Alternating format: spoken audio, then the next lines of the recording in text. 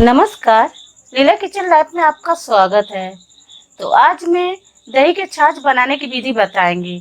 तो आइए शुरू करते हैं। तो आइए देखते हैं दही के छाछ बनाने में क्या क्या लगता है। एक मिक्सर का जार ले लिए हैं और इसमें डालेंगे हम दही डाल दिए हैं। इसमें डालेंगे शुगर पाउडर, 2 चम्मच शुगर पाउडर दिए हैं। इसमें डालेंगे थोड़ा सा काला नमक, थोड़ा सा डालेंगे इसमें सादा नमक और इसमें डालेंगे हम ठंडा ठंडा कूल पानी।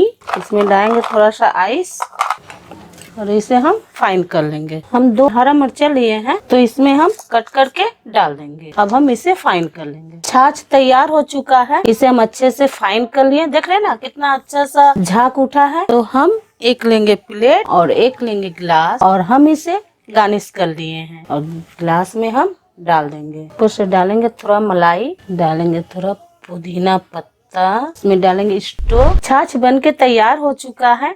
आप इसे आराम से घर में बनाकर पी सकते हैं या गेस्ट आए तो गेस्ट के बनाकर फटाफट आप दे सकते हैं। तो आप इसे बनाइए और पीजिए और फैमिली के साथ शेयर कीजिए। बनाइए, खाइए और लीला किचन लाइफ के साथ शेयर कीजिए। अब तक मेरा चैनल को सब्सक्राइब नहीं किए हैं तो सब्सक्राइब कर लीजिए नेक्स्ट वीडियो देखने के लिए।